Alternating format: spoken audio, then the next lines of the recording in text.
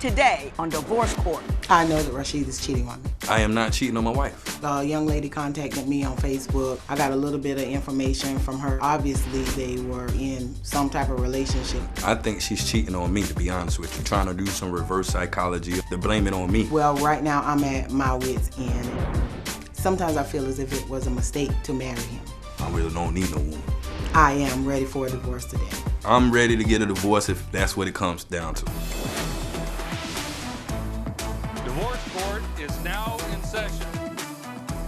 Good day, ladies and gentlemen. I'm here with Melissa Benjamin and Rashid Raming. The two of you have been married for a year and a half, although you've been together for 9 years. You do not have any children together, and this thing is off the rails, and you want my help in getting it back on the rails. So, Ms. Benjamin, I'm going to start with you.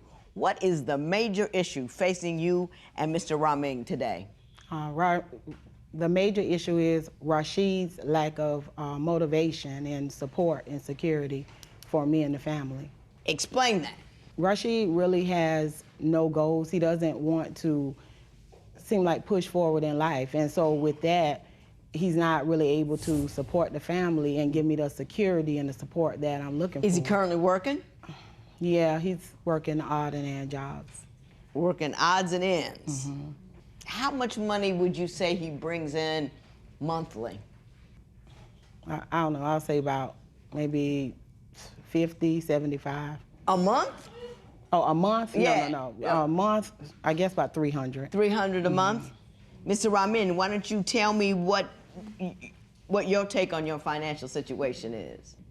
My take is I do work. And I do bring, she probably about 3 to 5, 4, somewhere between that range. And I would say there's no financial problem with me as far as with me concerning, but it might be financial problem with her. Hold up. How could you not have any financial problems, but your wife have financial problems? I don't understand that. Okay, well, it is a financial problem, but I would say if you're working as a team, you would need to help each other out. I mean, I'm not gonna have all the time, but when I have, I've gave. Yeah, but do you think you're carrying your weight in the, because she feels stressed. She feels that she doesn't have enough economic support from your side, not because you're unable, but simply because you're unwilling. Is that true? No, it's not because I'm unwilling. Why are you unable to provide more than that? Some of the jobs I work, I guess I would be honest with you, is under the table. I do car washing and I do installation. I put in installation. Yeah. So those are under table jobs. It depends on the contract and how long those jobs last. So if those jobs aren't enough, why don't you get another job? Yes, you can ma'am. always get a couple jobs. Yes, you can always yes, get ma'am. one I'm 9 to working on 5er. that. Yes, ma'am. I'm working on that now. I do have an interview as soon as I leave here. Working on that now. How long have you been? Let me ask you, because you're about to have a heart attack over here. How long have you been asking him to contribute financially in a more substantial and meaningful way? About as long as we've been together. Rasheid does not have. So for a decade. Yeah, Rasheid does not have his GED. He will not go back and get his GED. So therefore, that leads him to dead-end jobs. He works at fast food and car washes, and therefore that's not bringing in enough money. And then he doesn't even want to stay on those jobs. At least I work. I mean, he stays like 3 to 4 months And at the most. Then on he's the job. done. And then he's gone. Yeah. Why won't you get your GED? Because it does help. Because on the application they say, what do you got? And you know, if you don't have even at least GED on there, bam, file 13. And we can't even fill out the application. So why won't you get your GED? Lack of support. My wife. Okay. Lack of support. Now we're getting somewhere. Now, what kind of support do you need that she's failing to provide? I want to hear this. As far as her, you know what I'm saying, like just as far as her, you know, helping me out as a person. In what respect? She can't just. What specifically do you need from her that she has? Because let's say this. No. You don't have to worry about the rent because she got it. You don't have to worry about the food because she got it. You don't have to worry about the utilities so you got it. So I call that support. I'm asking you, what does she need to do in addition to making sure your body and soul is together, what else does she need to do in order to allow you to do your part? You said support. You got excited when you said it. Lack of support. So I want to hear, what kind of support do you need specifically? Support as far as like being able to talk to me, you know what I'm saying, on a level. And as far as like, I would say helping me set up going to class, GED. I helped her when she was going to college to get to college, to help her get to the places she needed to get to. I don't have the same type of support to help far as going there to get what I need. I understand, yeah, Mr. Robbie. Let me ask you this. It ain't that complicated. No, it's not. Okay, and she's at work, right? Yeah. So while she's at work, maybe an hour a day, you could look into getting into courses or classes for a GED. Yes, Why is her absence precluding you from doing that? Well, I would say that's on my part. That's something I need to work on myself. You don't need to work on it. You need to stop it. Well, I need to do it. Yes, Do you know what I'm saying? Work on it. You understand? Work on. I need to work on working on something. You just need to do. You have to acknowledge, I've simply failed to do it. You've got to acknowledge, I haven't held up my end. Yeah, all right, I can acknowledge that, yes, ma'am. Judge, can I say something about that helping part? If this isn't helping, then I need somebody to explain to me what helping is. I took Rasheid to a job site, a roofing job site. Sit in this hot car, filled out this whole application for Rasheid, a booklet application. Turned the application in. Rasheid went in and turned it in. When he turned it in, his phone was not on. They called my phone. I got in contact with Rasheid some kind of way and told him that he actually got the job. I'm gonna let Rasheid finish what happened with this job because he's no longer on it. Well, let's ask Rasheid what happened with the job. There's also an issue with other women. When Rasheid was blowing up the phone, I didn't know why he was blowing me up, but of course I didn't answer. So when I looked on Facebook and saw the message that the young lady put under the picture, I kind of got the idea why he was calling me. No, I don't know this woman. I never knew her. Ma'am, I'm being honest with you. I'm gonna tell you the truth.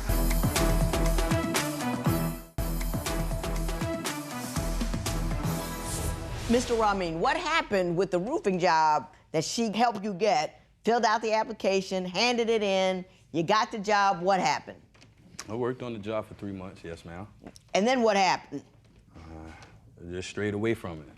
You strayed away from it? Yeah, I stopped doing that job and started back doing the same thing what I normally do, installation. Yes, ma'am. But you just kind of walked off? Did you quit? Did you find a better job? Yeah, kind of, like you said, just in the midst of the person I was working for that helped me get in the door. Because the person I worked for knew the man. That's how my name got called. And I end up going back to them anyway and working with them anyway. Yes, ma'am. What happened? He quit the job. That's he quit what the job. happened. The job was $10 an hour, paying him every week, and he also got a second check like on Saturday or whatever, or Monday if he worked the weekends. And he called me and he told me he quit the job. He said he couldn't deal with the people. They weren't picking him up, which that's not their fault because you should have a transportation of your own. And so he just quit. You say not only is he economically unsupportive, but there's also an issue with other women bothering you with respect to him. Explain that to me. Well, just recently, the situation came up where I reshared a picture on Facebook, you know, old memories. And lo and behold, I look and Rasheid was blowing up my phone. I didn't know why he was blowing me up, but of course I didn't answer. So when I looked on Facebook and saw the message that the young lady put under the picture, I kind of got the idea why he was calling me. I guess what was the message? She put shaking my head. She really put the initials SMH, but that's what it means. Because at the fact that you and he were in the picture together? No, Rasheid wasn't in the picture. His name was tagged in it from like about 3 years ago. So he wasn't even in the picture. The point of it is that he been dealing with this young lady. One time before we separated, and him and the young lady were posting. So what's the secret you had? Him and the young lady were posting pictures on Facebook then. Together? Yeah, he posted a picture on there, but at that time we weren't together, so you know, I questioned him about it, but he's saying the same old thing he's saying now. But for her to go up under an old picture, then it had to be something else going on. If y'all not having any more dealings, why would you just go up under an old picture on Facebook? Well, I'll tell you why she did it. She was mad. She was trying to egg you out and say, you know, well, he left me for you, shaking my head. Yeah. That's what it was. That's exactly what it was. I really think that it's more to it, and she said it in the text messages, what it was, so. No, it's not. Well, tell me about the woman that came to your house and knew your work schedule. So Rashid and my son was outside in the yard playing. He runs in the house and says, come to the door, Melissa, this lady is out here acting crazy. I don't know who this lady is, never seen her before, but I went to the door simply because my child was out there. So get to the door, she begins to yell and scream and holler. I'm trying to ask her, what is going on? Why are you yelling and screaming at me? And he just called me to the door. So she's just yelling and ranting and raving about Rasheid this, Rasheid that. And so I'm trying to figure out, how do they know each other? Rasheid is standing here like a deer in the headlights. He's not saying anything to her. So I'm saying, Rasheid, who is this? His only reply is, I don't know this lady. So she starts yelling things about me. And then that's when it was about to get physical, because now you saying that you know where I work at, how my house look inside. I think that I'm all of this and that because I work somewhere and got a car. No, ma'am, you don't know me. I mean, whatever dealings you have with Rasheid, that's one thing. Mr. Ramin, do you still contend you don't know this woman? No, I don't know this woman. I never knew her. Ma'am, I'm being honest with you. I'm gonna tell you the truth. I'm trying to help you out a little bit. Yeah, I know you are trying to help me out. That was just a random person that knew the person that I knew at the house. Her niece had wanted to talk to me. I turned her niece down. It was a particular day when she was at school or whatever, and you know, her niece was trying to holler at me across the road. I know the lady that lived across the road. She runs a bootlegger, so of course, you know, I went to the bootlegger a few times, whatever. So, you know, with that $300 a month you make. It was just a random thing. That's all. Was just a random thing. Yeah, it was just okay. No. It was not random. Yes, ma'am. She said, Ms. Benjamin, now I got a question for you. Why? I mean, she already hiding secrets anyway. She already secretive. What kind of secrets is she hiding? She hiding from her family that the fact that she married. She ain't even tell them she up here. Because it's not a marriage. It's really not a marriage. Thank you. I do want to know why, and one of the whys that I wanted to tick off, I know why, but you say you're not even intimate anymore because you're afraid he might be carrying something. Is that accurate? Yes. Why do you think that? Because the young lady who he doesn't know yelled out that he has AIDS. Okay. Now, Mr. Ramin, what do you have to say about that? She done went with me to the place to go get checked. She went on the same time, and she knows I doesn't have anything. And ma'am, I only been messing with this woman, so, which is my wife. Right. So if I have something, she would have had something too. Okay, so did you guys go get tested? Yeah, yes, we ma'am. did. And everything was clear? Yes, ma'am. Well, you know, random people who do up hooping and out, they tell lies. You can't go to them for the God's honest truth. You know what I mean? What's the real reason you don't want to be intimate with him? Because I'm at my wit's end. That's You're sick of it? Yeah, I'm sick of it. Mr. Ramin, do you want to remain married to this woman? I mean, if she don't want to remain married to me, no ma'am. I mean, she already hiding secrets anyway. She already secretive. What kind of secrets is she hiding? She hiding from her family that the fact that she married. She ain't even tell them she up here at divorce court. Actually, so I did they tell don't them know that I'm up that here. she's married to you? No, they don't. Did she give you a reason why she won't tell them? She ain't never give me no reason why, Judge. She just a secretive person. She hides secrets. Why are you keeping your marriage a secret from your family? Because it's not a marriage. It's really not a marriage. Thank you. That's why I need a divorce. You guys were together for Yep. 6 or 7 years before you married him. What did you think would change? Because apparently he wasn't working and doing right the whole time. Why marry him? Thank you, Judge. Why marry me? Well, Mr. Ramin, why marry me? Hang on. Yeah, why marry me? Stop.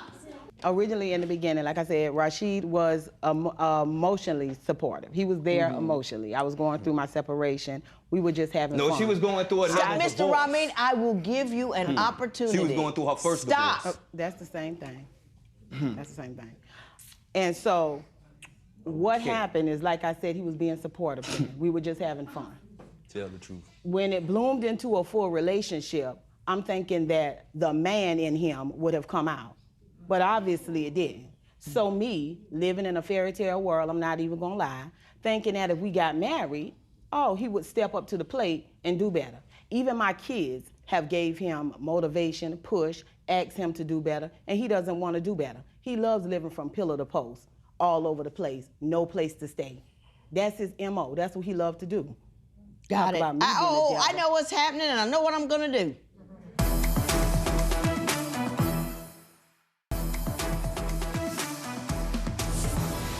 On my paperwork, they said this is a save my marriage. Clearly, that is not the case. This has got to be the end. And let me tell you why.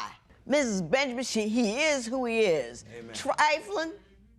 He's not gonna get a job. He ain't gonna do right. And I don't know, one day I'm gonna give a course to women about how you pick a dude.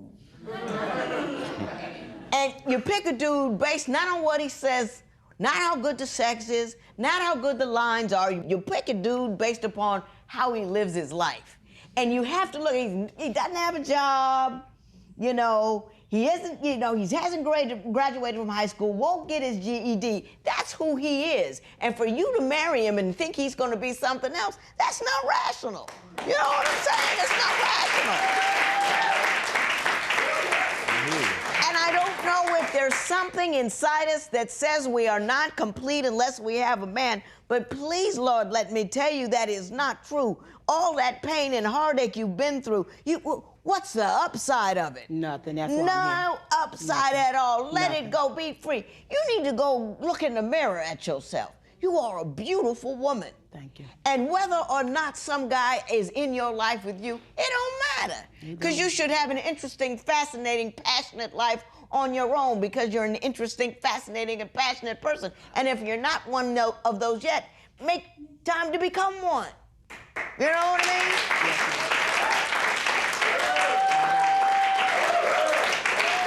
Mr. Raming, as sad as this sounds, I tried to like you a little bit. And she let you get away with it. And as sad as this sounds, I bet you there's some other woman waiting to let you get away with it with her. And I don't know if it's slim pickings out there. I don't know if it's just a new cultural norm we have somewhere.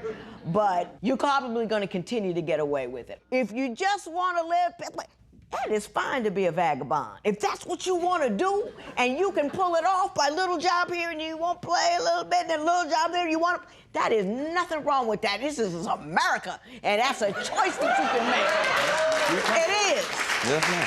But all I'm saying is this: don't drag somebody along with you. Don't, because it messes with their esteem. It makes them feel bad and low. Just you want to be a bum, do it on your own time. Move on, move forward, live well. This matter is adjourned. Thank you. That's easy.